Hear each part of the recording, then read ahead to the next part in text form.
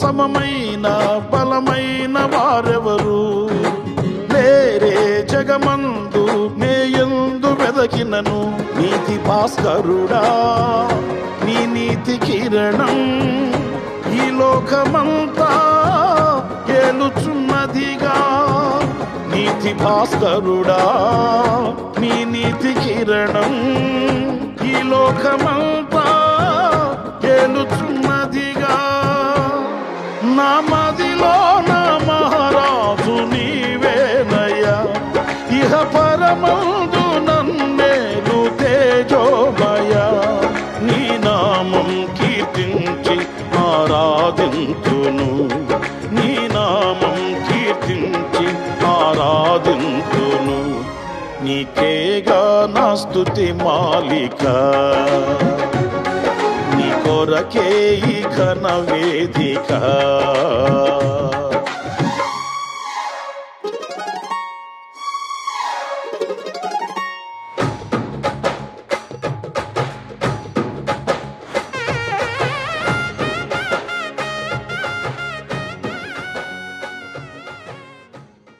స్తోత్రం.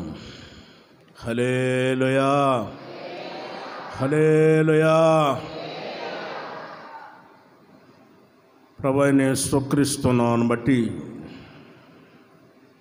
ఈ ఆరాధనకి కూడి వచ్చి ఉన్న మీకు అందరికీ కూడా హృదయపూర్వకమైన వందనాలు తెలియజేస్తున్నాం. అందరికీ వందనాలు. దేవుని పరిశుద్ధ గ్రంథంలో నుండి యాకోబు రాసిన పత్రిక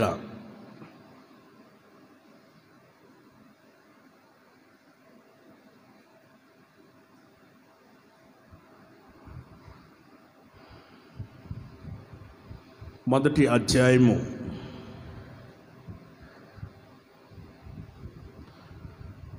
12వ వాక్యాన్ని మనం చదువుకుందాం. శోధన సహించినవాడు ధన్యుడు, అతడు శోధనకు నిలిచిన వాడై ప్రభు తను ప్రేమించు వారికి వాగ్దానం చేసిన జీవ కిరీటము పొందును. ఆమేన్. హల్లెలూయా. పరిశుద్ధ గ్రంథంలో మనం చదువుకున్న వాక్యాన్ని గమనించినప్పుడు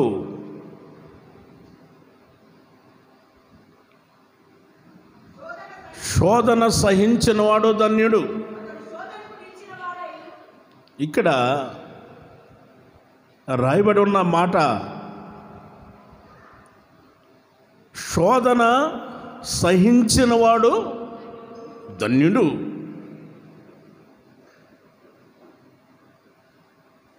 అంటే జీవితంలో ప్రతి ఒక్కరి కూడా ఒక శోధన అనేది వస్తాయి. భూమి మీద శరీరధారిగా జీవిస్తున్న ప్రతి మనిషికైనా, భూమి మీద జీవిస్తున్న ప్రతి జీవికైనా శోధన అనేది వస్తాయి.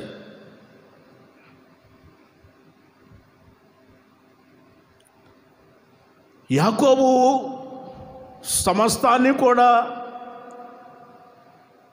గమనించి దేవుని యొక్క దాసుడు యాకోబు ఆయన తెలియచేస్తున్న విషయము అదేమిటనంటే శోధన సహించిన వాడు ధన్యుడు. శోధన అనేది వస్తుంది, వాటిని మనం సహించాలి అని అంటున్నాడు.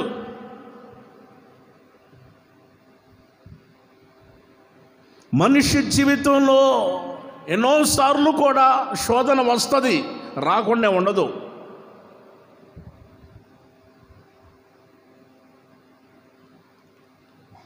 ఇప్పుడు యేసు ప్రభు దైవ కుమారుడు ధవళ సింహాసనం మీద కూర్చొని పరలోకములో మహామహిమతో నిండి అక్కడ ధవళ సింహాసనం మీద కూర్చొని ఉన్నాడు. సింహాసనాన్ని కూడా విడిచిపెట్టి, తండ్రి యొక్క మహిమను కూడా విడిచిపెట్టి, ఆయన సింహాసనాన్ని విడిచిపెట్టి సమస్తాన్ని కూడా కోల్పోయి ఇక్కడికి భూమి మీదకి ఆయన రావటం జరిగింది. ఎలా? శరీరధారిగాను కృప సత్య సంపూర్ణుడుగా ఈ భూమి మీదకి రావటం జరిగింది. శరీరధారిగా వచ్చి ఉన్న ఆ రోజుల్లో, యేసు ప్రభు శరీరధారిగా వచ్చి ఉన్న ఈ రోజుల్లో యేసు ప్రభు అయిన 30 సంవత్సరాల వరకు తల్లిదండ్రుల దగ్గర ఉండి విధేయత కలిగి వినయముతో తగ్గింపు స్వభావంతో వారు చెప్పిన మాటకి లోబడి దేవుని దయందును మనుషులు దయందును ఆయన వర్ధిల్లుచూ ఉండెను. బైబిల్ గ్రంథంలో రాయబడి ఉన్న మాట ప్రకారం యేసు ప్రభు ఆ విధంగా ఎదిగిన రోజులవి. ఆ తర్వాత యోర్దాను నది దగ్గరికి వచ్చి అక్కడ బాప్తిస్మం ఇస్తున్నారు యోహాను. బాప్తిస్మం ఇచ్చే యోహాను యోర్దాను నది దగ్గర బాప్తిస్మం ఇస్తుంటే అక్కడికి వచ్చి బాప్తిస్మం తీసుకున్నాడు యేసు ప్రభు. యేసు ప్రభు బాప్తిస్మం తీసుకొని ఆయన ఆత్మచేత అరణ్యానికి కొనుపోబడి అక్కడ అరణ్యంలో ఆయన అక్కడ ఉపవాసం ఉన్నాడు. 40 రాత్రులు 40 పగలు. నేను చెప్పే మాటలు మత్తయి సువార్త 4వ అధ్యాయం అక్కడ రాయబడి ఉన్న మాటలు. 40 పగలు 40 రాత్రులు ఆయన ఉపవాసం ఉన్నాడు. ఉపవాసం ఉండి ఆయన ప్రార్థన చేస్తున్న సమయంలో ఆకలైంది ఆయనకి. బాగా గమనించండి, ఒక్కరోజు మనం ఉపవాసం ఉంటేనే ఎంత ఆకలి అవుతుందో తెలుసా? తట్టుకోలేమండి. అంత ఆకలి అవుతుంది, బాగా ఆకలి అవుతుంది. ఒక్కరోజుకే మనం తట్టుకోలేనంత ఆకలి ఆకలి ఆకలి ఆకలి ఆకలి ఆకలి ఆకలి 40 రోజులు ఉపవాసం ఉన్నాడు యేసయ్య. ఆయనకి ఎంత ఆకలి ఉండాలి? ఆయన శరీరధారిగా వచ్చాడు. మనవలే ఆకలైంది, మనవలే దాహమైంది, మనవలే జీవించాడు భూమి మీద. అలాంటి రోజుల్లో యేసు ప్రభు ఆకలితో ఉంటే 3వ వాక్యాన్ని మనం గమనించినప్పుడు, 3వ వాక్యం, ఆ శోధకుడు ఆయన యొద్దకు వచ్చి, నీవు దేవుని కుమారుడు అయితే రాళ్ళని రొట్టెలుగా చేసుకొని ఆజ్ఞాపించి తిను. అందుకైనా మనుషులు రొట్టె వల్ల మాత్రమే కాదు, దేవుని నోట నుండి వచ్చు ప్రతి మాట వలన మనుషుడు జీవించును. ఆమేన్ చెప్పాలి. హల్లెలూయా.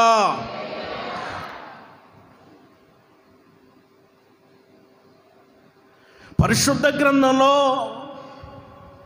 రాయబడి ఉన్న వాక్యాన్ని మనం గమనించినప్పుడు యేసు ప్రభు 40 రాత్రులు పగలు ఉపవాసం ఉన్న దినాలలో శోధకుడు వచ్చాడు శోధించటానికి. ఎవరో అపవాది. శోధకుడు వచ్చాడు. శోధకుడు వచ్చి ఏమన్నాడు? నీవు దేవుని కుమారుడు అయితే, నువ్వు దేవుని కుమార్తె అయితే, అమ్మా గుర్తుపెట్టుకో, శోధకుడు వచ్చి శోధించి మొదట మాట ఏమంటాడో తెలుసా? నువ్వు దేవుని కుమార్తె అయితే, రోషం పుట్టించటానికి, నువ్వు దేవుని కుమారుడు అయితే, నేను దేవుని కుమారుని కాదా? రాళ్ళని రొట్టెలుగా చేసుకొని తినమంటున్నాడు. సర్వలోకాన్ని సృష్టించిన వాడు ఆయన, అవునా? ఆయన లేనిదే ఏమీ కలగలేదు, సమస్తం ఆయన మూలంగా కలిగాయి. యోహాను గారు ఎప్పుడో రాశాడు, ఆయన యోహాను సువార్తలో రాసి పెట్టాడు, ఆయన మొదటి అధ్యాయంలోనే. ఆయన లేకుండా ఏదియూ కలగలేదు, సమస్తము ఆయన మూలంగా కలిగాయి. ఆకాశంలో ఉన్న సూర్యుడు చంద్రుడు నక్షత్రాలైనా, ఈ భూమి అయినా, ఈ భూమి మీద ఉన్న ప్రతి జంతువులు, మృగాలు, ప్రాకుచున్న ప్రతి జీవి, ప్రతి మనిషి, ఎగురుచున్న ప్రతి పక్షి, సమస్తం ఆయన మూలంగా కలిగెను. ఇంత మాటతో సృష్టించిన వాడు, ఇవన్నీ మాటతో సృష్టించిన వాడు రాళ్ళని రొట్టెలుగా చేసుకొని తినలేడా? రాళ్ళని రొట్టెలుగా చేసుకొని తినలేడండి. కానీ యేసయ్య అలా చేయలే.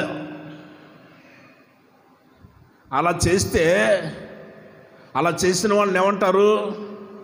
మాంత్రికులు, ఏంటి చెప్పరు, మంత్రగాళ్ళు. చెప్పరా మీరు? మీకు తెలిసినంతవరకు చెప్పొచ్చు కదా, నాకు కూడా. మాంత్రికులు, మంత్రగాళ్ళు. ఎందుకంటే వాళ్ళు మంత్రాన్ని ఉపయోగిస్తారు. ఒక అతను రోడ్డు ప్రక్కనే వెళ్తా ఉంటే రోడ్డు పక్కన జనాలు గుంపులుగా ఉన్నారు. ఏంటి ఎంత గుంపుగా ఉన్నారు జనాలు? ఏమైంది అనుకుంటా. నేను ఆ దారిలో వెళ్తా, ఏం జరిగిందో ఏందో చూద్దాం అనుకోని నేను అక్కడ పోతే ఒక అతను ఇలా మట్టి తీసుకున్నాడండి. మట్టి చూడండి, అందరూ చూడండి, మట్టేనా? మట్టి అని అన్నారు అందరూ. ఆ మట్టేనా? మట్టే. చూసాము, అందరూ చూసాము. ఓకే, ఇప్పుడు చేతులు మూసేస్తున్నాను చూడండి. చేతులు మూసేసాడు. చేతులు మూసేసిన తర్వాత హప్ అని అన్నాడు. అని ఇప్పుడు చూడండి అన్నాడు. ఇప్పుడు చూస్తే రూపాయి బిళ్ళ, మట్టితో రూపాయి బిళ్ళ చేశాడు. ఆ మట్టితో రూపాయి బిళ్ళ చేసి ఆ రూపాయి బిళ్ళని ఇట్ట పట్టుకొని ఇట్ట అన్నాడు. ఇంకో రూపాయి వచ్చింది. ఈ రూపాయి ఎలా అయినా ఉంది, ఇంకో రూపాయి వచ్చింది.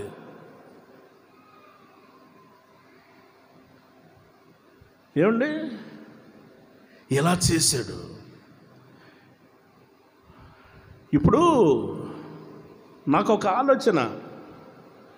ఆయన అక్కడ ఒక టవల్ వేసాడు. టవల్ వేసి మీరందరూ కూడా మొత్తం డబ్బులు ఇక్కడ వేసేయండి అందరు చూశారు కదా నేను చేసిన అన్ని మంత్రాలన్నీ చూశారు కదా, అందరూ డబ్బులు వేసి వెళ్ళిపోండి అని అన్నాడు.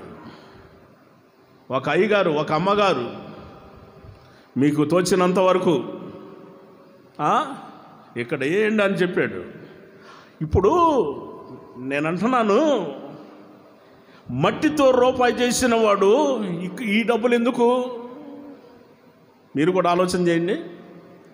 మట్టితో రూపాయి బిళ్ళ చేసిన వాడు రూపాయిని పట్టుకొని మరల ఇంకో రూపాయలు వచ్చేటట్టు చేసిన వాడు మరల డబ్బులు ఎందుకు?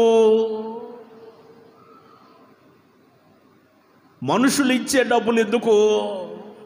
టవల మీద ఒక అమ్మగారు, ఒక అయ్యగారు, మీకు తోచినంత వరకు ధర్మం చేయండి అమ్మా, మీరు సహాయం చేయండి అని టవలపరిచాడు. ఎందుకు అంటే మంత్రంతో చేసిన ఈ రూపాయి కొద్ది నిమిషాలే ఉంటుంది, ఆ తర్వాత మాయమైపోతుంది, ఉండదు. ఇప్పుడు అర్థమైందా? అది ఉండదు. ఇతను తీసుకొని పోయి ఏ వస్తువు కొనుక్కోవటానికి లేదు. ఏ వస్తువు అయినా కొనుక్కోవటానికి లేదు, మాయమైపోతుంది. కొనుక్కోవటానికి లేదు, మాయమైపోతుంది.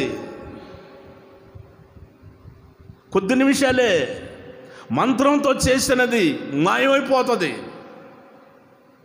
దేవునికి తెలుసు, మంత్రంతో రాళ్ళని రొట్టెలుగా చేస్తే అది మాయమైపోతుంది, తినటానికి ఉపయోగపడదు. శోధకుడా, ఏం మాట్లాడుతున్నావు నువ్వు?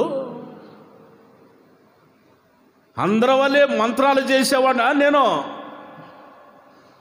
మంత్రాలు చేసి నేను ఇక్కడ వెంటనే అప్పటికప్పుడే మాయం చేసి అప్పటికప్పుడే రాళ్ళను రొట్టెలుగా చేసుకుంటానా?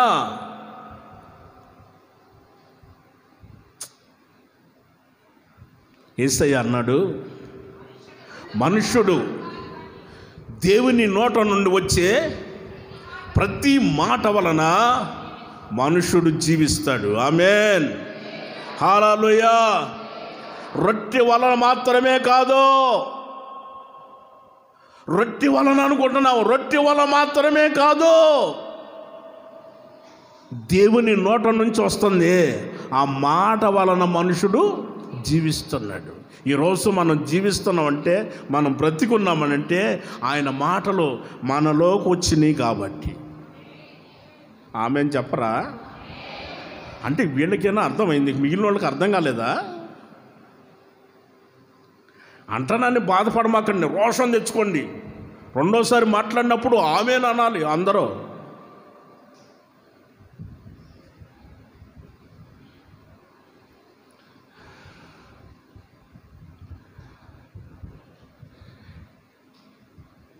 ఆమెనంటే అక్కడే కాదు, నా జీవితంలో కూడా జరుగుతుంది అని అర్థం, నా కుటుంబంలో కూడా జరుగుతుంది అని అర్థం. అర్థం అది. ఆమేన్, హల్లెలూయా.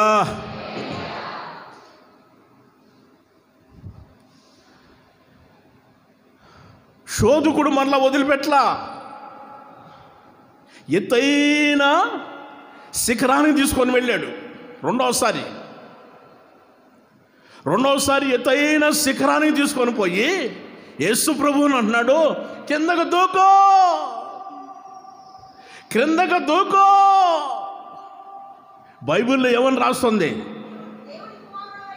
కాదు, ఇప్పుడు నువ్వేమో బైబిల్ ప్రకారం చెప్పుకుంటూ వస్తున్నావు.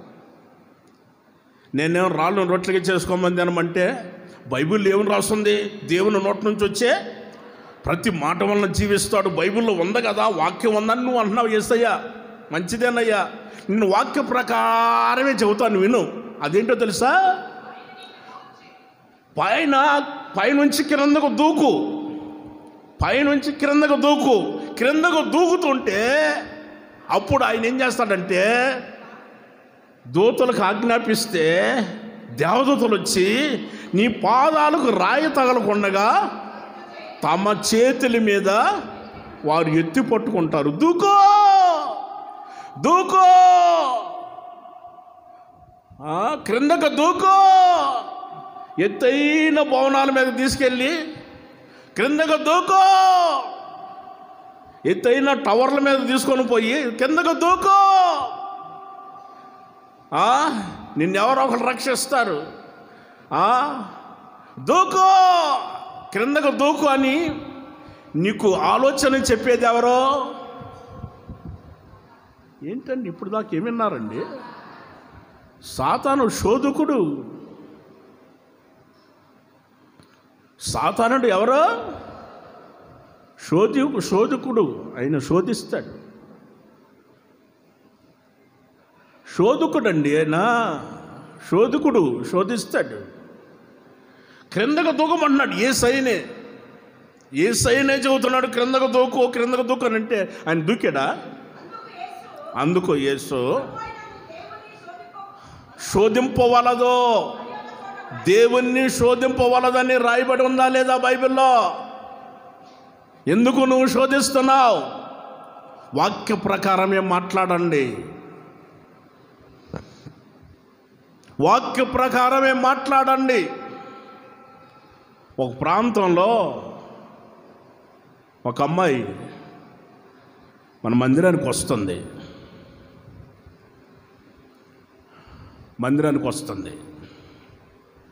తెల్ల బట్టలు వేసుకొని పరిచర్య చేస్తుంది. మంచిగా రక్షించబడింది, ఆత్మీయంగా ఎదుగుతుంది, పరిచర్య కూడా చేస్తుంది మందిరంలో. ఇంచుమించుగా 22 సంవత్సరాలు ఉంటాయి ఆ అమ్మాయికి. పెళ్ళి కాలేదు. తల్లిదండ్రుల దగ్గర మంచి విధేయత కలిగిన వ్యక్తి, వినయం కలిగిన వ్యక్తి, మంచి మనస్సు కలిగిన మనిషి. బాగా ప్రార్థన చేసుకుంటుంది. ప్రార్థనప్పుడు రాదు. అయితే ఒక రోజున ఎవరో పక్క నుండి చెప్పినట్టు అనిపించిందంట. ఎవరు లేరు అనిపించిందంట, ఎవరో మాట్లాడుతున్నట్టుగా. జిల్లేడు చెట్టు అక్కడ ఉందా లేదా? ఉంది. జిల్లేడు చెట్టు పాలు తాగు. ఎంతకాలం? మామూలు పాలు తాగుతావు, గేదె పాలు, ఆవు పాలు ఎంతకాలం తాగుతావు? ఎంతకాలం నువ్వు ఈ పాలు తాగుతావు?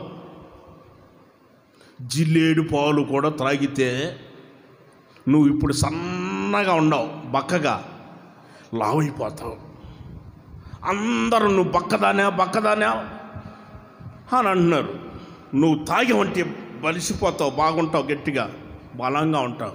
జిల్లేడు పాలు తాగమని ఎవరో చెప్పినట్టుగా ఉంటే ఆ అమ్మాయి అక్కడ పోయి, జిల్లేడు చెట్టు తెలుసా? తెలీదా? కొంతమంది తెలుసు. జిల్లేడు చెట్టు దెబ్బ తగిలినప్పుడు కూడా జిల్లేడు పాలు పోస్తే పోతుంది. ఆ జిల్లేడు చెట్టు ఆకులు కూడా వేడి చేసి నిప్పుల మీద వేడి చేసి ఎక్కడైనా మనకు గాయమైనప్పుడు లేకపోతే నొప్పి ఉన్న ఆ చోట కానీ వేసామంటే ఆ నొప్పి మాయమైపోతుంది. పల్లెటూరులో ఎక్కువగా ఇవే చేస్తారు. మా ఊర్లో ఇప్పటికీ హాస్పిటల్ లేదు, ఒక సినిమా హాల్ లేదు, ఒక హాస్పిటల్ లేదు మా ఊర్లో ఇప్పటికీ. ఆ పక్కకి వెళ్తారు, వెంటనే ఒక చెట్టు తీసుకుంటారు, ఆ చెట్టు ఇట్లా నలుపుతారు, గాయమైన చోట వెంటనే పసర పోస్తారు లేదా ఆకు కడతారు. కారం కంటే ఎక్కువ మంట. మనం ఏమైనా తీసేస్తామని మళ్ళీ వెంటనే పాత బట్ట ఒకటి దాన్ని చుట్టేసేస్తాడు.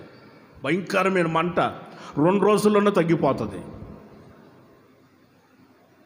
2 రోజుల్లో తగ్గిపోతుంది గాయమైన చోట. ఇప్పుడేమో గాయమైన చోట ఎన్ని మందులు వాడినా, ఎన్ని ఇంజక్షన్లు చేసినా, ఎంత చేసినా కానీ మళ్ళీ చీమ పడతానే ఉంది, గాయం అవుతానే ఉంది, అది పెద్ద గాయం అవుతుంది. భయం వేస్తుంది ఏమవుతుందో అని. ఇప్పుడుకో చాలా రోజులకి టయానికి తగ్గుద్ది కానీ చాలా రోజులు పడుతుంది. అప్పట్లో ఇది నాటు వైద్యం అంటారు. రకరకాల ఉన్నాయి చెట్లు.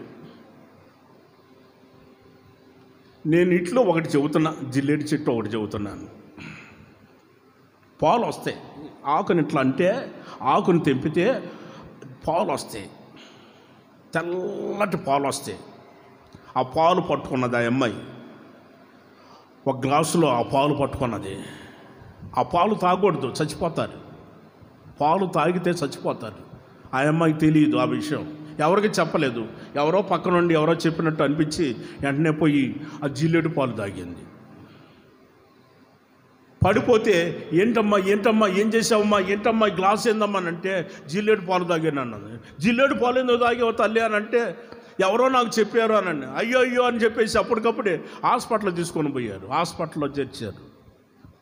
హాస్పిటల్లో వెంటనే వాంతి చేసుకునేటట్లుగా అదంతా బయటకు వచ్చినట్లుగా వాళ్ళు ఏవో ప్రయత్నాలు చేశారు. బయటికి కక్కున్నది, వాంతి చేసుకుంది, బయటకు వచ్చింది. నాకు వెంటనే ఫోన్ చేశారు, అన్న పాస్టర్ అన్న పలానా హాస్పిటల్లో పలానా అమ్మాయి పరిచయం చేస్తే ఆ అమ్మాయి పరిస్థితి బాగాలేదు, రండి అన్న ప్రార్థన చేసేదానికనంటే నేను హడావుడిగా బ్రదర్ని తీసుకుని అక్కడ పోయాను. పోయేసరికి ఆ అమ్మాయి పండుకొని ఉంది. ఏంటమ్మా ఏంటి విషయం అని అంటే ఆ అమ్మాయి చెబుతుంది, ఎవరో చెప్పినట్టు అనిపించిందన్న, ఎవరు లేరు కానీ జిల్లేడు పాలు తాగమని ఎవరో నన్ను ప్రేరేపించారన్న, అందుకు నేను చేశానన్నా, అంతకు మించి ఏం లేదన్నా అంది. శోధకుడు వస్తాడు, ప్రక్కనే ఉండి నిన్ను శోధిస్తాడు, నువ్వు జాగ్రత్తగా ఉండాలి. కొన్ని చోట్ల ఒక అమ్మాయి కిరోసిన్ పోసుకొని నిప్పంటించుకొని కేకలేస్తుంది. మంట కదా, కేకలేస్తా ఎవరు లేరు. మధ్యాహ్నం టైంలో ఎవరుంటారు? ఎవరు డ్యూటీలో వాళ్ళు వెళ్ళిపోయారు, ఎవరి పనులు వాళ్ళు వెళ్ళిపోయారు. కేకలు వేస్తా అక్కడ నీళ్ళ తొట్టి ఉంటే నీళ్ళ తొట్టులో దూకేసింది. తర్వాత ఆ అమ్మాయిని అడిగితే ఏమ్మా ఏంటనంటే, ఎవరో కిరోసిన్ పోసుకోమన్నారు, అగ్గిపెట్టి కోసం వెతికితే అగ్గిపెట్టి దొరకలేదు నాకు, అగ్గిపెట్టి ఎక్కడ కిరోసిన్ పోసుకొని ఎత్తుకుంటుంది ఇంట్లో. ఎక్కడ అంటే శోధకుడు చెప్పాడంట, అంత ఎత్తుకటం ఎందుకు, ఇక్కడ ఉంది చూడు అని చూపించాడంట. అగ్గిపెట్టి కూడా చూపించింది శోధకుడే. గమనించండి, నేను ఎందుకు ఈ మాట చెబుతున్నానంటే, శోధకుడు శోధిస్తాడు.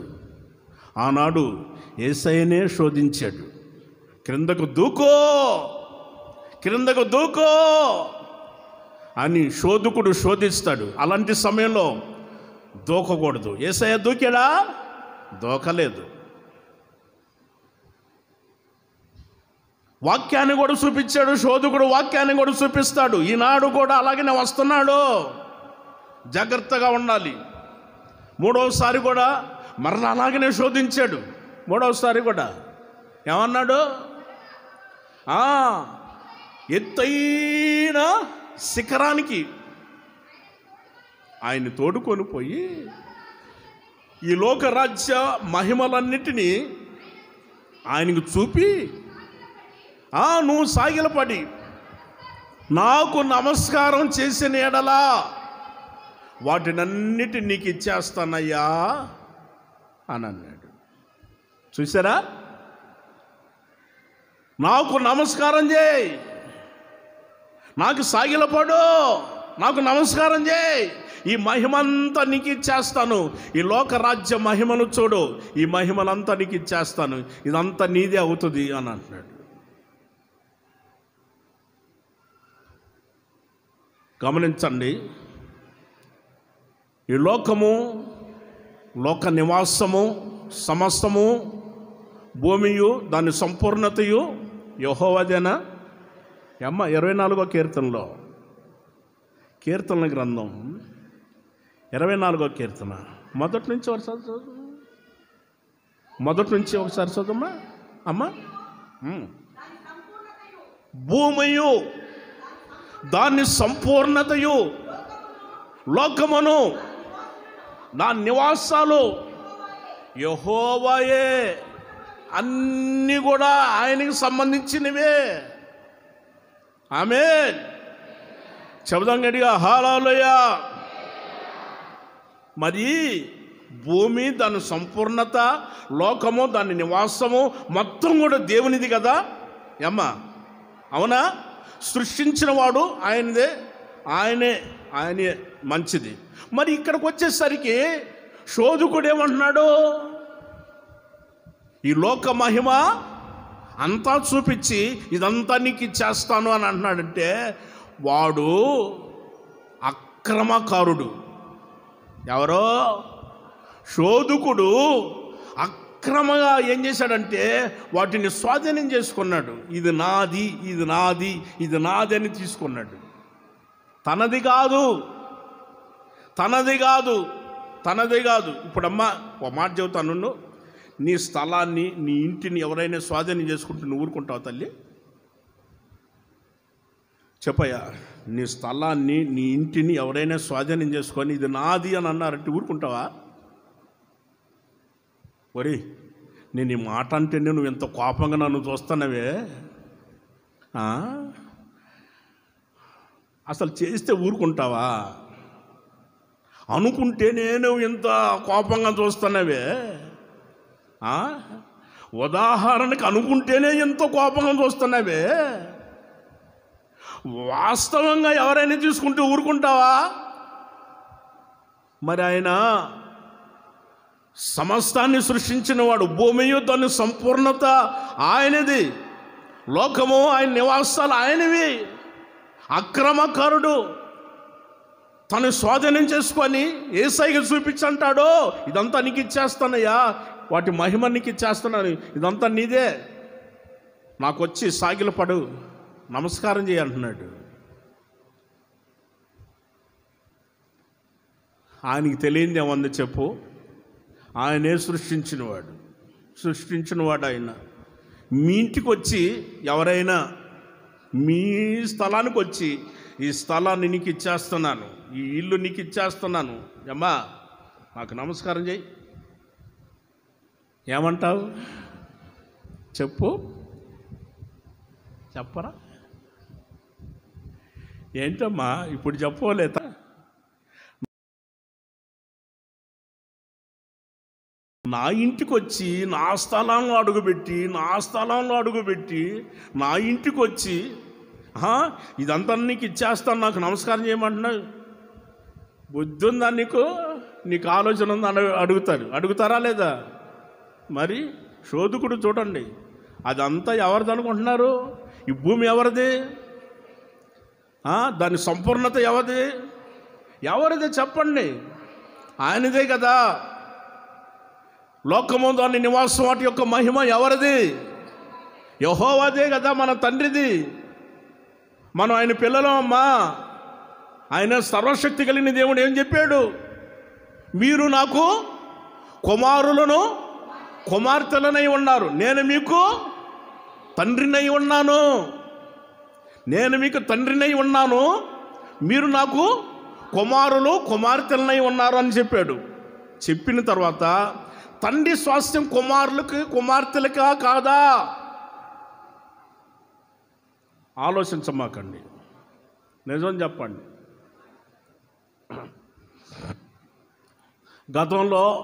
గతంలో మగ పిల్లలకు మాత్రమే, పురుషులకు మాత్రమే వారసత్వం వచ్చేది. వాళ్ళకే స్థలం కానీ, ఇల్లు కానీ, భూములు కానీ, పొలాలు కానీ వారి స్వాస్థ్యం అయ్యేది. ఆడపిల్లలు వెళ్ళిపోతే అంతవరకే, పెళ్లి చేసినంతవరకే. కానీ ఇప్పుడు గవర్నమెంట్ రూల్స్ అలా రాలేదు. ఆడపిల్లలకు కూడా ఇవ్వాలి అని వచ్చింది. మగపిల్లవాడికి ఎంత ఇస్తున్నారో ఆడపిల్లకు కూడా అంతే ఇవ్వండి. రూల్స్ వచ్చినాయి, ఇప్పుడు ఖచ్చితంగా వచ్చినాయి. అంత ఖచ్చితంగా ఇవ్వాల్సిందే. మగ పిల్లవాడికి ఎంత స్థలం ఇస్తున్నావో, ఎంత ఇల్లు ఇస్తున్నావో ఆడపిల్ల కూడా ఇవ్వాల్సిందే. ఎందుకంటే ఆయన అన్నాడు, నేను మీకు తండ్రినై ఉన్నాను, మీరు నాకు కుమార్తెలను కుమారులై ఉన్నారు అని అంటే, ఇప్పుడు ఆయనది మనదేగా. ఏంటి చెప్పరు? ఆయన ఉంటే, మన తండ్రిదై ఉంటే తండ్రి మనకి ఇచ్చినట్టే. Praise the Lord. గట్టిగా చెప్పండి హల్లెలూయా. శోధకుడు వస్తున్నాడు. శోధకుడు వచ్చినప్పుడు, శోధిస్తున్న సమయంలో మీరు జాగ్రత్తగా ఉండాలి. రకరకాలమైన వాక్యాలు కూడా చూపిస్తున్నాడు. ఆయనకు వాక్యం చూపించాడా లేదా? యేసు ప్రభుకే శోధకుడు వాక్యం చూపించాడు. వాక్యం చూపించి మాట్లాడుతున్నాడు. వాక్యం చూపించకపోతే మనం ఊరుకోమని వాక్యం చూపించేలా చెబుతున్నాడు. యేసు ప్రభుని శోధిస్తున్నాడు. ఎంత ఆశ్చర్యం అండి. ఆనాడు కూడా 1000 సంవత్సరాల క్రితం మొదట మన తల్లి ఉన్నదే, అక్కడి నుంచేగా మనం వచ్చింది. అవ్వమ్మ, ఆమె గురించి చెబుతాడు పౌలు గారు. కొరింథీ సంఘానికి 2వ పత్రిక రాసినప్పుడు 11వ అధ్యాయంలో 3వ వాక్యాన్ని మనం గమనించినప్పుడు ఆయన ఏమని చెబుతున్నాడంటే, సర్పము తన కుయుక్తి చేత అవ్వని మోసపరిచినట్లుగా మీ మనసులను చెరపబడి క్రీస్తు ఎడలనున్న సరళత నుండి పవిత్రత నుండి ఎట్లయినా మీరు తొలగిపోతారేమోనని నేను భయపడుచున్నానన్నాడు. ఆమేన్ చెప్పాలి. హల్లెలూయా. ఇటున్నవాడు చెప్పండి అమ్మా. అమ్మా కొంచెం హుషారుగా చెప్పండి. హల్లెలూయా.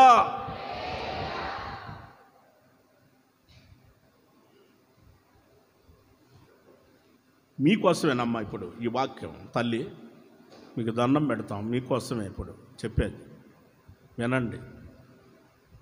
వీళ్ళ కోసం చెబుతున్నారని కొంతమంది హల్లెలూయా చెప్పారు, మిగిలిన వాళ్ళు చెప్పలా. అవ్వా అని వచ్చిందంటే చాలు చెయ్యెత్తరు, హల్లెలూయా చెప్పరు.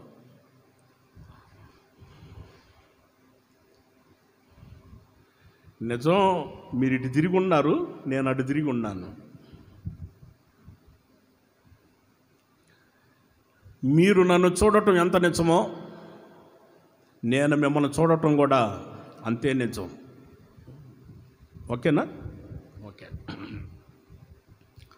ఆనాడు సర్పము తన కుయుక్తి చేత అవ్వని మోసపరిచాడు. ఏమని? ఇది నిజమా? ఒంటరిగా ఉన్నప్పుడు అవ్వమ్మ ఒంటరిగా ఉన్నప్పుడు వచ్చాడు సాతానుడు, శోధకుడు వచ్చాడు. ఏంటి అవ్వమ్మ బాగున్నావా అనుకుంటూ వచ్చాడు. బాగున్నానయ్యా. ఏంటి సంగతి? బాగున్నావా? ఆరోగ్యంగా ఉన్నావా? ఆరోగ్యంగా ఉన్నాను. ఏం కావాలి? ఏం తింటున్నావు? ఏముందలయ్యా, మా బాధలు మాకున్నాయి, మా కష్టాలు మాకున్నాయి. ఏంటో, ఏది నిజమో ఏది అబద్ధం తెలియట్లేదు నాకు. ఏం చెప్పమంటావు? మాట్లాడుకుంటున్నారు. ఆదికాండం 3వ అధ్యాయంలో మాట్లాడుకుంటుంటే సర్పము సాతాను ఏమన్నాడు తెలుసా? శోధకుడు, ఇది నిజమా అని అన్నాడు.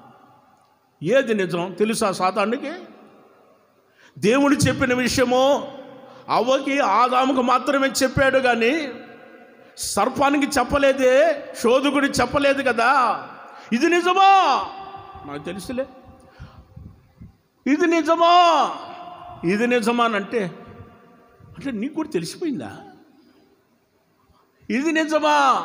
చదువుతామా?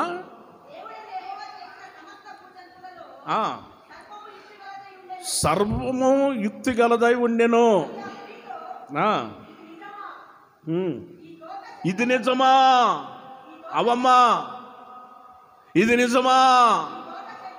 ఈ తోట చెట్లు మధ్యలో ఎక్కడైనా ఏ పండైనా తినకూడదని దేవుడు ఆజ్ఞాపించాడా?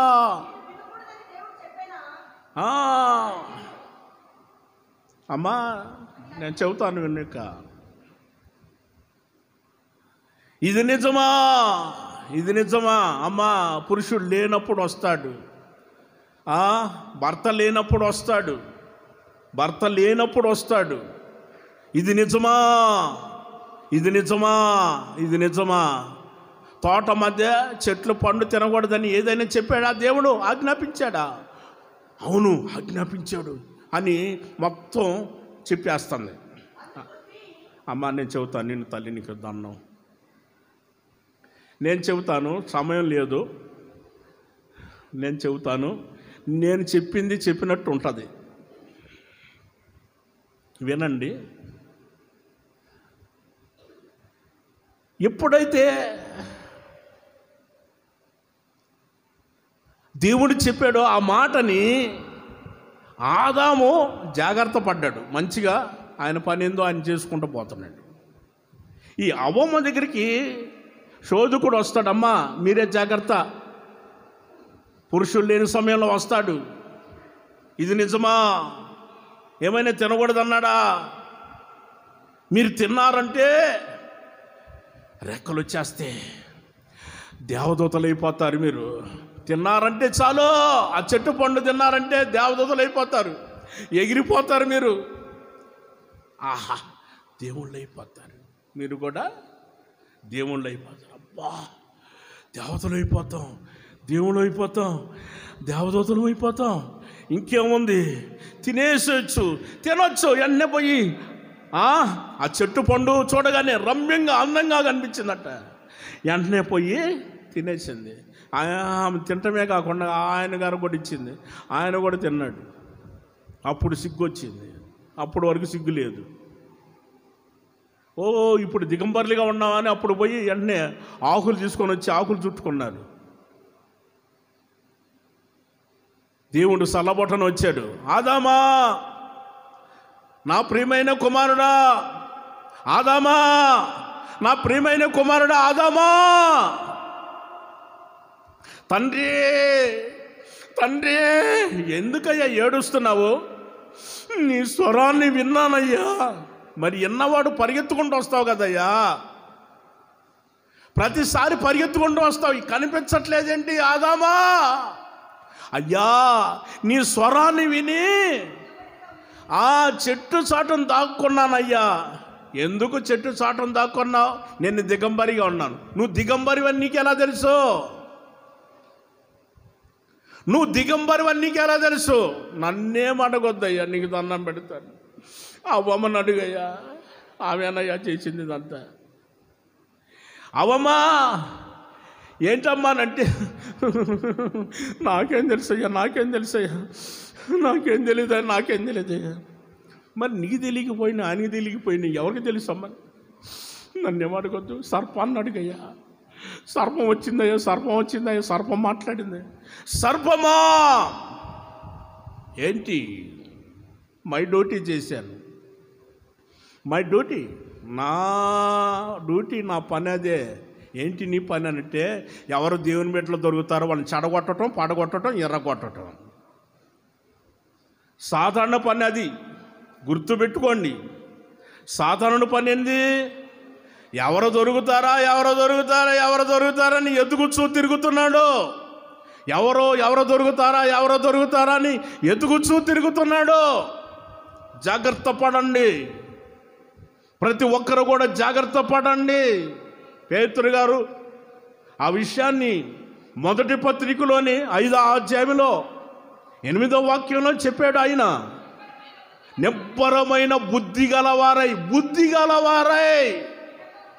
మెలుగుగా ఉండండి. మీ ఈరోజు అపవాది గర్జించు సింహం వలె ఎవరు మృంగుదునా ఎతుకుచూ తిరుగుచున్నాడు. ఓ చోట కుదిరిగ్గా కూర్చున్నవాడు కాదు, ఓ చోట నిలబడినోడు కాదు, ఎతుకుచూ తిరుగుతున్నాడు అపవాది గర్జించు సింహం వలె ఎవరు దొరుకుతారా అని. Praise the lord. జాగ్రత్తగా ఉండాలి, మెలకుగా ఉండాలి. మెలకుగా లేకపోతే అక్క అంతేనంటవా, నేను అదే అనుకుంటున్నాను అక్క, ఎందుకు అలా జరిగిందో నాకు అర్థం కాదు. నిజమన్నా,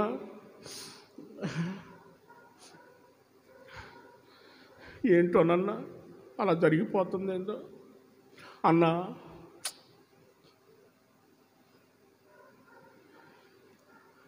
ఏమైందయ్యా, ఏంటో చెప్పలేకపోతున్నాను.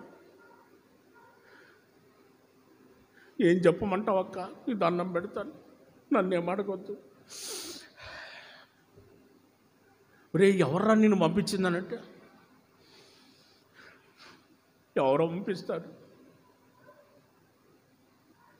దేవుని భక్తుడిని కదా పంపించాడు దేవుడు పంపించాడు. అపవాది పంపించాడా?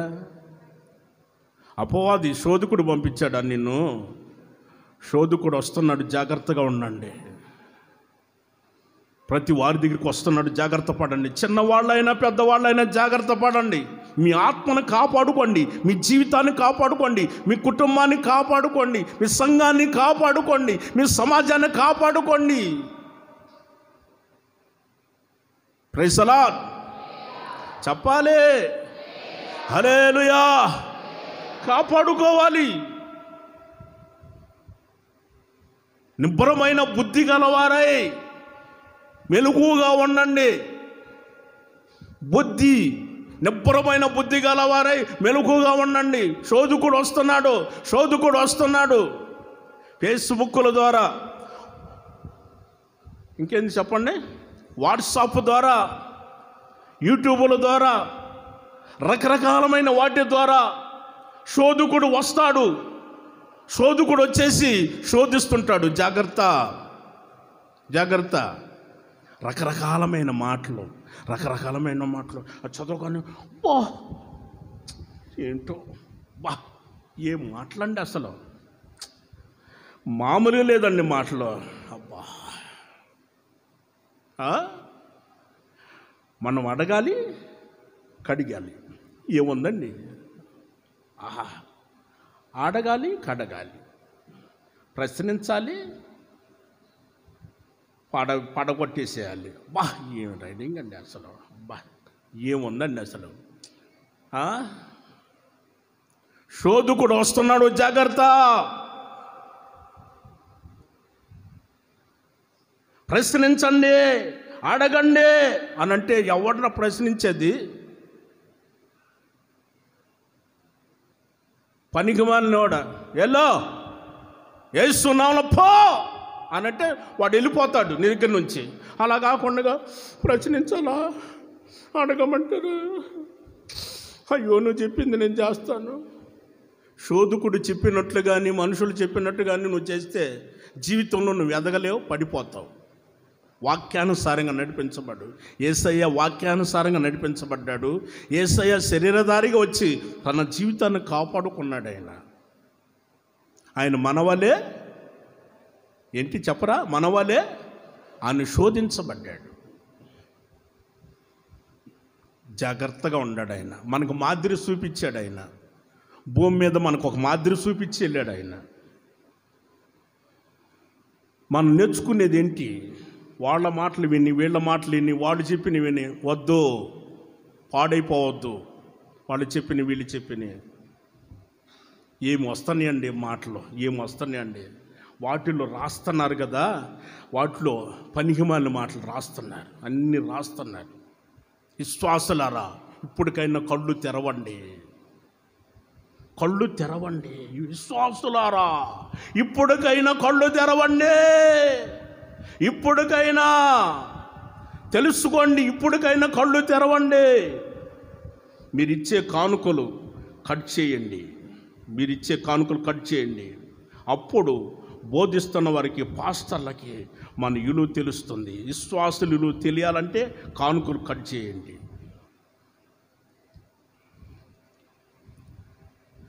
ఇలాంటివి చాలా ఉన్నాయి. చెప్పమంటే నేను చాలా చెబుతా.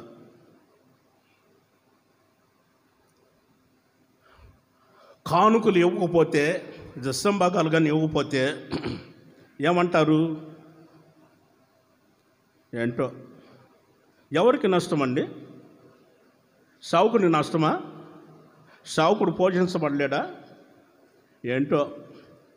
ఏలియాను పోషించింది ఎవరో? కాకులు పంపించాడా లేదా?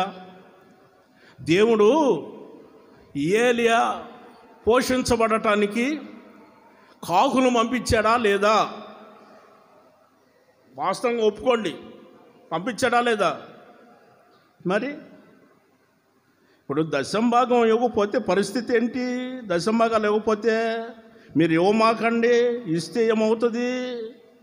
అమ్మా, మలాకీ గ్రంథంలో 3వ అధ్యాయంలో సారి అడదాం. ఉండమ్మా, నువ్వు కొంచెం పైకి వెళితే అప్పుడు తెలుస్తుందమ్మా. మానవుడు 8వ వాక్యం నుంచి అమ్మా, 8వ వాక్యం, మానవుడు దేవుని యొద్ద దొంగిలి అయితే దేని విషయంలో మేము దేవుని యొద్ద దొంగిలించాము, మేమేమన్నా దొంగలమా అని అడుగుతున్నాడు. 10వ భాగము.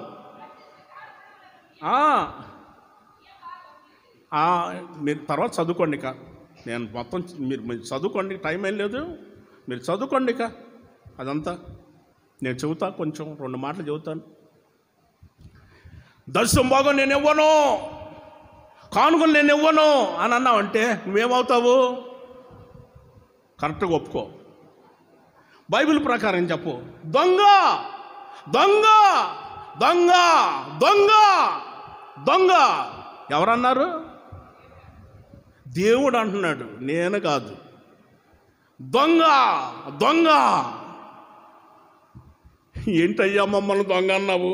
మేమైనా దొంగల్లా కనపడుతున్నామా? ఎప్పుడు దొంగతనం చేసామయ్యా? బంగారం దొంగలు ఇచ్చామా? నగల దొంగలు ఇచ్చామా? బంగారం దొంగలు ఇచ్చామా? డబ్బులు దొంగలు ఇచ్చామా? మేమేం చేసామయ్యా? ఎప్పుడు దొంగతనం చేసామయ్యా? నాకు రావలసిన దశమ భాగం తిని దొంగలా కూర్చున్నావు, దొరలా కూర్చున్నావు, దొరబిడ్డలాగా, పెద్ద రాజబిడ్డలా కూర్చున్నాను, రాణిలా కూర్చున్నా.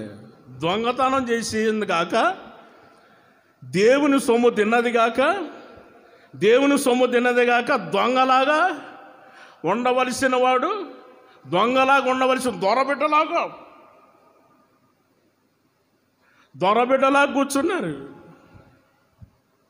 నేను దొంగనానంటే బైబిల్ వాక్య ప్రకారంగా దేవుడే చెబుతున్నాడు, దశమ భాగం నువ్వు తిన్నావు కాబట్టి నువ్వు దొంగవే అని అంటున్నాడు. ఇచ్చిన వాళ్ళ సంగతి కాదమ్మా, ఇచ్చిన వాళ్ళ సంగతి కాదు. మీరు దొరబెట్టలే, ఇచ్చిన వాళ్ళు దొరబెట్టలే. దేవుని వాక్య ప్రకారంగా ఇయ్యకుండా ఉన్నారే వాళ్ళ గురించి చెబుతున్నాడు. వాళ్ళ గురించి వాక్య ప్రకారంగా నడిపించబడవలసిన వారు ఈ రోజున వాక్య ప్రకారం కాకుండా వాట్సాప్లో, ఫేస్బుక్లో రకరకాలమైన వాటిలో వచ్చే ద్వారా వాళ్ళు అనుకుంటున్నారు మన కళ్ళు తెరవాలంట. తెరిచేసాం. ఇప్పటి వరకు కళ్ళు మూసుకున్నావు. ఆ దారి ఎట్లా కనిపించింది? అన్నం ఎట్లా వండుకున్నావు? అన్నం ఎట్లా తిన్నావు? నువ్వు కళ్ళు తెరిచారు, నా కళ్ళు తెరిపించారు. మాట్లాడి ఫేస్బుక్లో, వాట్సాప్లో రావటం వల్ల కళ్ళు తెరవబడ్డాయి. తెరిచారు, మా కళ్ళు తెరిచారు వాళ్ళు. అందుకే మేము ఇవ్వట్లేదు అన్నాడు. దేవుడు అంటున్నాడు, నువ్వు దొంగవి. నువ్వు చెప్పట్లా. దేవుని తీసుకొని దొంగ. దేవుడు అంటున్నాడు దొంగ. అయ్యా ఏంటయ్యా ఆ మాట అనమాకయ్యా, నేను దొరబెట్టగానే ఉంటాను. దేవునికి ఇవ్వాల్సింది మనం దేవునికి ఇవ్వాలి, ఆయనకి తక్కువై కాదు అని చెప్పాడు. నా మందిరం నిధుల్లోనికి తీసుకొని రండి, నా మందిరంలో ఆహారం సమృద్ధిగా ఉన్నట్లుగా అని చెప్పాడు. ఆహారం మందిరంలో సమృద్ధిగా ఉందంటే నీ కడుపే నింపబడుతుంది. ఆహారం మందిరంలో సమృద్ధి లేదంటే కడుపు మార్చుకొని పోతావు, అంతేగా. ఏంటండి చెప్పరు? నిజమా అబద్ధమా? నిజమే కదా. నువ్వు బియ్యం మూట తీసుకొని వస్తానంటే శుభ్రంగా ఈ వంట చేయబడితే నీ కడుపు నింపబడుతుంది. వారం కడుపు నిండా ఆనందం నిండిపోతావు. నీకు నువ్వు దేవునికి ఇవ్వాల్సిన దేవునికి ఇస్తావంటే దేవుడు నీకు సమృద్ధిగా నీకు ఇస్తానే ఉంటాడు. ఆహారం ఇక్కడ సమృద్ధిగా లేకుండా నువ్వు దొంగవై ఉండి దొరబిడ్డలాగా అసలు ఎట్లా తింటున్నావు? తినేటప్పుడైనా నువ్వు దొంగవన్న సంగతి తెలియట్లేదా? తింటున్నప్పుడైనా తెలియట్లేదా? నేను దొంగనే, నేను దోచుకుంటున్నానే, ఎవరో చెప్పిన మాటలు విని నేను నా జీవితాన్ని ఎందుకు పాడు చేసుకుంటున్నాను? నేను వాక్యానుసారంగా నడిపించబడాలి. దేవుడు చూస్తేనే వాక్య ప్రకారం నువ్వు దొంగ అంటున్నాడు.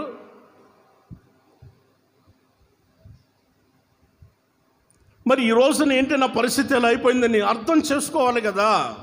మనం అర్థం చేసుకొని వాక్యానుసారమైన జీవితాన్ని జీవిస్తే మన కుటుంబం, మన జీవితం ఆశీర్వాదకరంగా ఉంటాయి. ఆమేన్, హల్లెలూయా. ఎవడో చెప్పాడని సర్పము ఇలా సర్పం రాదు. సర్పం ఎలా వస్తే ఏం చేస్తారు? కర్ర తీసుకొని తల చెత్త కొడతారని సర్పంలాగా రావట్లేదు సాతానుడు. ఎవరో మనవాళ్ళలో నుంచి వస్తాడు, మన బంధువుల్లో నుంచి, రక్త సంబంధికులు, సంఘస్థుల ద్వారానో ఎవరి ద్వారానో వస్తాడు సాతానుడు. అలా వస్తాడు, ఇలా రాడు. ఇలా మెలికలు తిరుగుతూ వస్తే నువ్వేమనుకుంటావు? సర్పమో అని అంటావు. అలా రాడు, ఇలా వస్తాడు, సరదాగా వస్తాడు. అబ్బా ఏమి నడక, ఏమి నడుస్తున్నావు, ఏం చక్కగా ఉన్నావు, ఏం అందంగా ఉన్నావు అనుకుంటాడు. సాతానుడు అంత చక్కగా వస్తాడు, వచ్చి నేను శోధించడం ప్రారంభిస్తున్నాడు. జాగ్రత్త పడు, పనికి మాలిన అలాంటివి వద్దు, నువ్వు వాక్యాన్ని లోబడు, వాక్యానుసారంగా జీవించు, వాక్య ప్రకారం నడిపించబడు. దేవునికి స్తోత్రం. గట్టిగా చెప్పాలి హల్లెలూయా. జీవవాక్యాన్ని చేతపట్టుకుంటున్నారా? 2వ అధ్యాయంలో అపోస్తలుడైన పౌలు గారు ఫిలిప్పీ సంఘానికి ఆయనకు ఒక విషయాన్ని తెలియజేస్తున్నాడు. ఫిలిప్పీ సంఘానికి ఆయన ఒక మాట చెబుతున్నాడు, ఆ విషయాన్ని తెలియజేస్తున్నాడు. 2వ అధ్యాయంలో 14 నుంచి చదువు అమ్మా, 16 వరకు చదువు. మీరు వంకరమైన జనము మధ్య నిరపరాధులను, నిష్కలంకులను, అనింద్యులనైనట్లుగా, దేవుని కుమారులగునట్లుగా ఆ సనుగులు సంశయాలు మానాలి. సమస్త కార్యములందు అట్టి జనాల మధ్య మీరు జీవవాక్యము చేత పట్టుకొని లోకములో జ్యోతుల వలె మీరు కనబడుచున్నారు. దేవునికి స్తోత్రం. హల్లెలూయా. ఇప్పుడు చూడండి, ఇక్కడ చూడండి, జీవవాక్యాన్ని చేత పట్టుకొని ఉండాలి. ఎప్పుడు వాక్యానుసారంగా మాట్లాడండి, వాక్యాన్ని చూపించండి. వంకర జనాల మధ్యలో ఉన్నాం. ఇప్పుడు ఎవరి మధ్యలో ఉన్నాం మనం అంటే అర్థమైంది? తిడతాం కదమ్మా, తిట్టేది వాస్తవమే. రే వంకరోడా, వంకరోడా అని తిడుతున్నారు. ఏంటి వంకరోడా అని తిడుతున్నారని పెద్ద ఆలోచన అయిపోయింది. ఆ మధ్య పక్కింటి వాళ్ళని తిడతా ఉండాలి. వంకరోడా ఏంటి వంకర మాటలు మాట్లాడుతున్నా, వంకరోడా అనండి. వంకరోడా ఎట్లా అయ్యాడో అని పెద్ద ఆలోచన అయిపోయింది నాకు కూడా. నేను బైబిల్ చదువుకుంటా ఉన్నా, వంకరోడు ఎట్లా అయిపోయాడు, మంచోడు వంకరోడు ఎట్లా అయిపోయాడు అని ఆలోచన. వంకరోడు ఎట్లా అయిపోయాడు కాదండి, నిలువుగా ఉంటే అందంగా ఉంటాడు, చూడటానికి చూడముచ్చటగా ఉంటారు. ఇట్లా వంకర తిరిగి ఉన్నారనుకోండి, మీకు ఎలా ఉంటుంది? చూడటానికి బాగుందా ఏంటి? చెప్పరు? బాగుందా? వంకరోడు వంకర తిరిగి వంకర మాటలు మాట్లాడుతున్నాడు. ప్రతి మనిషి దగ్గరికి వెళ్ళి వంకర మాటలు మాట్లాడుతున్నాడు. వంకరోడా, ఎవడరా నువ్వు మాట్లాడేదానికి? వంకరోడా వంకర మాటలు మాట్లాడుతున్నాడంటే నీ దగ్గరికి వస్తాడా? చెప్పు నీ మాట వింటాను అన్నాను అనుకోండి. వంకరోడు ఏం చేస్తాడంటే నిన్ను కూడా ఏం చెప్పరు, బెండి తీస్తారా ఇదో అంటారు. నిన్ను కూడా వంకరకి తీసుకొస్తాడు. వంకరోడు అయిపోతావు నువ్వు కూడా. అతను వంకరోడు అయిపోతే నువ్వు కూడా వంకర అయిపోతావు. వంకర జనాల మధ్యలో ఉన్నాం. పౌలు గారు చెబుతున్నాడు ఫిలిప్పీ సంఘానికి, వంకర జనాల మధ్యలో మూర్ఖమైన రాస్తుంది అక్కడ. చదివారా? 14వ వాక్యంలో, 2వ అధ్యాయం 14వ వాక్యంలో మూర్ఖమైన. అమ్మా అక్కడ మొదట ఏమనుంది? మూర్ఖమైన వంకర జనం అంట. వంకర జనాలు అయితే పర్వాలేదు, కానీ మూర్ఖమైన అంటే, మూర్ఖులంటే అసలు పొరపడిన మన మాట లెక్క చేయరండి. ఇంత కూడా లెక్క చేయరు, ఒక్క మాట కూడా వినరు. మూర్ఖులు ఒక్క మాట కూడా వినరు. ఒక్క మాట అంటే ఒక్క మాట కూడా వినరండి, లెక్క చేయరు. మూర్ఖులు అంటారు. మీరు కూడా తిట్టినోళ్ళే కదమ్మా. మూర్ఖుడా, మూర్ఖంగా ప్రవర్తిస్తాను అని అంటారు.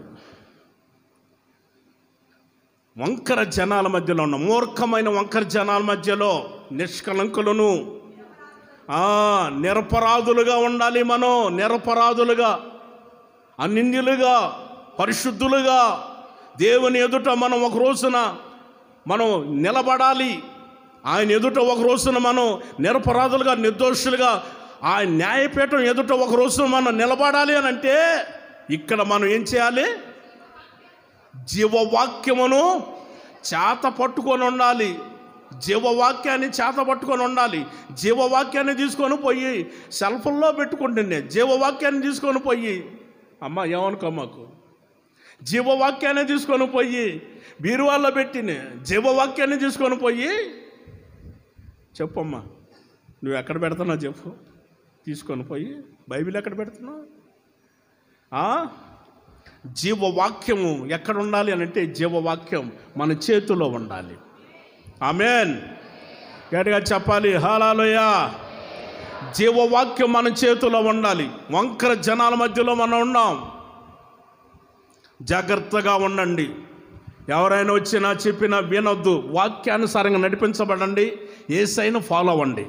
మీరు యేసయ్యను చూడండి కానీ మనుషులను చూడమాకండి. ఆమేన్. హల్లెలూయా. యేసయ్య మాట వినండి, మనుషుల మాట మీరు వినొద్దు. మనుషుల మాట మీరు వినొద్దు. మీ జీవితాలు పాడు చేసుకోమాకండి, మీ కుటుంబాలు పాడు చేసుకోమాకండి. మనుషుల మాటలు వినొద్దు. నేనైనా నా మాట వినండి, నా మాట వినండి అన్నానా? ఎప్పుడైనా అన్నానా?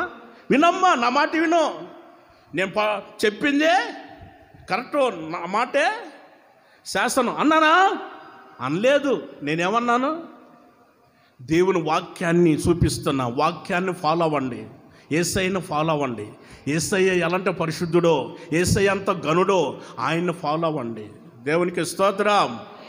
గట్టిగా చెప్పాలి హల్లెలూయా. యేసయ్య యేసయ్య ఆయన వాక్యాన్ని ఫాలో అవ్వాలి. ఆయన వాక్యానుసారంగా మనం జీవించాలి. అప్పుడు ఆయన మన జీవితాన్ని ఒక్కసారిగా ఆయన గమనించి ఆయన ఏం చేస్తాడనంటే, అక్కడ ప్రకటన గ్రంథంలో ఒక విషయాన్ని చెబుతున్నాడు. ప్రకటన గ్రంథంలో ఒక విషయాన్ని చెబుతున్నాడు. 3వ అధ్యాయంలో 10వ వాక్యం.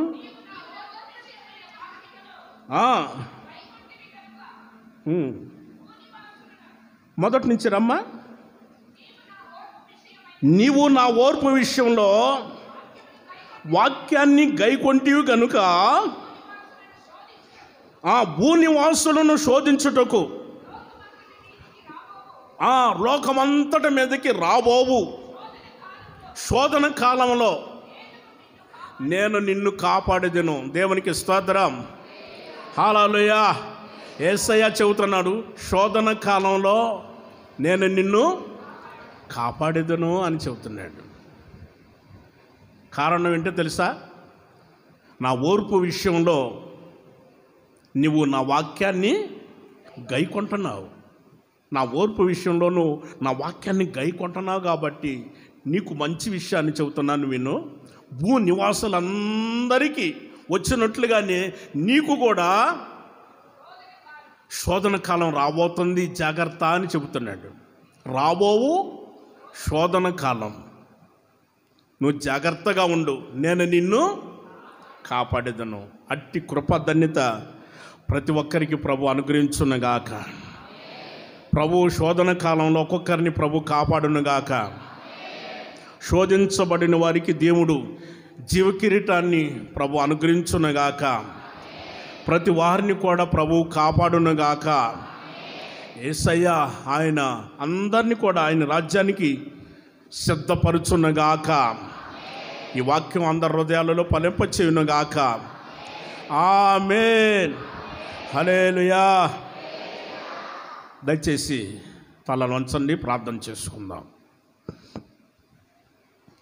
మోకరించగలిగిన వారు దయచేసి మోకరించండి.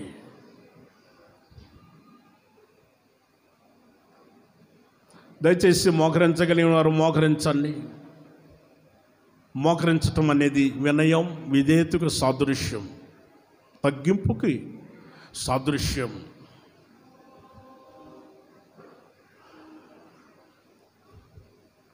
దేవుని యొక్క సన్నిధిలో వచ్చిన మనం ఒక తీర్మానం, వాక్యం వినటం ఒక వంతు అయితే తీర్మానం చేసుకోవటం మరొక వంతు.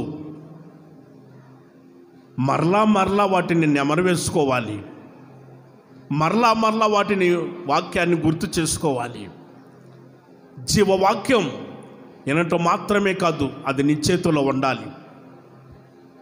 జీవవాక్యం ఎప్పుడూ నీ చేతిలో, ఆ వాక్యం ఎప్పుడూ నీ చేతిలో ఉండాలి. శోధన సహించిన వాడు ధన్యుడు. అతడు శోధనకు నిలిచిన వాడైతే దేవుడు తను ప్రేమించు వారికి చేసిన వాగ్దానం చేసిన జీవ కిరీటము వారు పొందును. జీవ కిరీటాన్ని దేవుడు నీ కోసం ఏర్పాటు చేశాడు. ప్రియ సహోదరి సహోదరుడా, శోధించబడే సమయం కూడా ఉంటుంది ప్రతి మనిషికి, ప్రతి జీవికి. మన జీవితంలో ఎంతో జాగ్రత్తగా మనం కొనసాగాలని ప్రభు ఒక చక్కటి విషయాన్ని మనకు తెలియచేసాడు. ఆయన శోధన సహించిన వాడు ధన్యుడు. అలాంటి వారు శోధనకు నిలిచిన వారైతే ఆయన నిన్ను ప్రేమిస్తున్నాడు. వాగ్దానం చేసిన ఒక జీవ కిరీటాన్ని దేవుడు నీ కోసం ఏర్పాటు చేశాడు. ప్రార్థించు. దేవుడు నీ పట్ల ఆయన ఉద్దేశం ఏంటో, ఆయన సంకల్పం ఏంటో నీకు తెలియచేస్తూ ఒక హెచ్చరికనిచ్చి, ఒక మంచి మాటలు నీకు తెలియచేసి ఉన్నతమైన రాజ్యానికి నిన్ను వారసురాలని వారసుని చేయాలని దేవుడు కోరుకున్నాడు. మనుషుల మాట వినొద్దు, మనుషులు మాయ మాటలు వినొద్దు. దేవుని వాక్యానికి లోబడు, వాక్యానుసారంగా జీవించు. ఆనాడు శోధకుడు వచ్చి యేసయ్యను శోధించాడు. శోధకుడు వచ్చి యేసయ్యను శోధించాడు. యేసయ్య వాక్యానుసారంగా మాట్లాడాడు. శోధకుడిని గద్దించాడు కాబట్టి శోధకుడు పారిపోయాడు. ఈ రోజును కూడా అపవాదిని మీరు ఎదిరించుడి, అప్పుడు వాడు మీ వద్ద నుండి పారిపోతాడు. అందుకు మనం జాగ్రత్తగా ఉండి మన కుటుంబాన్ని కాపాడుకుంటూ, మన జీవితాన్ని, మన సంఘాన్ని కాపాడుకున్న వారమై అవుతాం. అందుకే ప్రభు చక్కటి సందేశాలు ప్రభు అందిస్తూ ఆయన మనతో మాట్లాడిన ప్రతి మాటను కూడా గుర్తించిన వారమై, ప్రియ సహోదరి సహోదరుడా, ప్రభువు నీకు తెలియచేసిన ప్రతి మాట విను. నిన్ను అత్యధికంగా ఆశీర్వదించాలని, నిన్ను ఎంతో ఘనపరచాలని దేవుని కోరిక, ఆలోచన. యేసయ్య మనకు ఒక మాదిరి చూపించాడు. ఆయన ఈ లోకంలో ఏ విధంగా ఆయన శోధించబడ్డాడో, ఎలా కాపాడుకున్నాడో ఆ విషయం అంతా కూడా దేవుడు ఈ రోజున మనకు చక్కటి సందేశాన్ని అందించి మనతో మాట్లాడాడు. నువ్వు దొరబిడ్డవో దొంగవో దేవుని యొక్క మందిరంలో ఒక్కసారి నీకు నువ్వే తీర్మానం చేసుకో. మనుషుల మాట విని తప్పు ద్రోవ పట్టి నరకానికి, ఆ నరక దారిలో కొనసాగుతూ ఇదే నాకు మంచిదని కొనసాగితే చివరికి భయానకమైన నరకానికి తీసుకొని వెళ్ళిపోతాయి. అలాంటి పరిస్థితులు వెళ్ళకూడదని శ్రేష్టమైన మాటలు, జీవం కలిగిన మాటలు, జీవవాక్యాన్ని చేత పట్టుకొని లోకమందును జ్యోతుల వలె ప్రకాశించు దీపం వలె, దీపమానం వలె ప్రకాశించు దీపం వలె నువ్వు కొనసాగాలని దేవుని యొక్క ఆలోచన ఉన్నది. అందుకే ప్రభువు నీతో ఒక చక్కటి సందేశాన్ని అందించి నీకు విషయాన్ని తెలియచేశాడు. ఆయన మాట్లాడిన ప్రతి మాట మన జీవితానికి ప్రగతి బాట. అందుకే మనం జాగ్రత్తగా ఈ లోకంలో కొనసాగుదాం.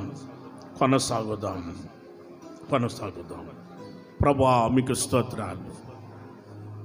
ఘనమైన దేవుడా మీకు నిన్ను వందనాలయ్యా, మీకు కృతజ్ఞతలయ్యా. స్తోత్రాలు, మీకు స్తోత్రాలు, మీకు స్తోత్రాలు, మీకు స్తోత్రాలు.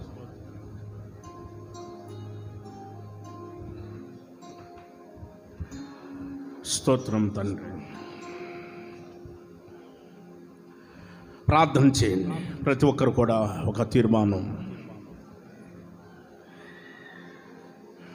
స్తోత్రం, స్తోత్రం, స్తోత్రం. మహాగణుడా, పరిశుద్ధుడా, మీకు వందనాలు, స్తోత్రాలయ్యా. ఎంతైనా మీరు నమ్మదగిన వాడు, మంచి దేవుడు. ఈ సంఘాన్ని మీరు మీ ఆలోచన ప్రకారం నడిపిస్తున్నారు. ఎదురొచ్చిన ప్రతి అడ్డంకులు, ఆటంక శక్తులను అన్నిటిని కూడా తొలగించండి. నజరేయుడైన యేసు నామములో మీ నామమును తొలగించండి నాయనా. ప్రతి అంధకార శక్తులను తొలగించండి తండ్రి. ప్రభా, సంఘమంతా క్రమశిక్షణలోనూ మంచిగా నీతి కలిగి మీ నీతి కలిగిన రాజ్య వారసులు ఉన్నట్లుగా ఒక్కొక్కరిని మార్చమని అయ్యా, ప్రతి వారిని కూడా దీవించండి. శోధన సహించిన వాడు ధన్యుడు. అతడు శోధనకు నిలిచిన వాడైతే వాగ్దానం చేయబడిన జీవకిరీటంను అనుగ్రహిస్తానని మీరు చెప్పారు తండ్రి. రాబో శోధన కాలంలో నేను నిన్ను కాపాడుతానని మాట ఇచ్చారు. మీరు కాపాడండి అయ్యా. ప్రతి బిడ్డను మీరు దీవించండి, వారిని ఆశీర్వదించండి. చిన్న బిడ్డలు, యవ్వనస్తులు, పెద్దవారిని అందరినీ కాపాడమని, సేవకులు మీరు దీవించమని, ఒక్కొక్కరిని మీరు కాపాడి మీ కృపలో వర్ధల చేయమని, మీరు రాకడికి అందరినీ కూడా మీరు సిద్ధపరచమని యేసయ్య దివ్య నామంలో ప్రార్థిస్తున్నాము తండ్రి. ఆమేన్. మన ప్రభువైన యేసుక్రీస్తు వారి యొక్క కృప, తండ్రి అయిన దేవుని ప్రేమ, పరిశుద్ధాత్మిక సహవాసము ఇప్పుడు ఎల్లప్పుడూ సదాకాలం ప్రతి ఒక్కరి కూడా ధన్యులుగా మార్చి జీవ కిరీటాన్నిచ్చి ప్రభు కాపాడునుగాక. ఆమేన్. హల్లెలూయా, హల్లెలూయా, హల్లెలూయా. ప్రభు అయిన యేసయ్య నామమును బట్టి మీకందరికీ కూడా హృదయపూర్వకమైన వందనాలు తెలియజేస్తున్నాను. అందరికీ వందనాలు. ప్రాణప్రియుడా, నన్నేలు దైవమా, ఆపాదమస్తకం నీకేగా అంకితం. నా శ్వాస నిశ్వాసయు నీవేలయ,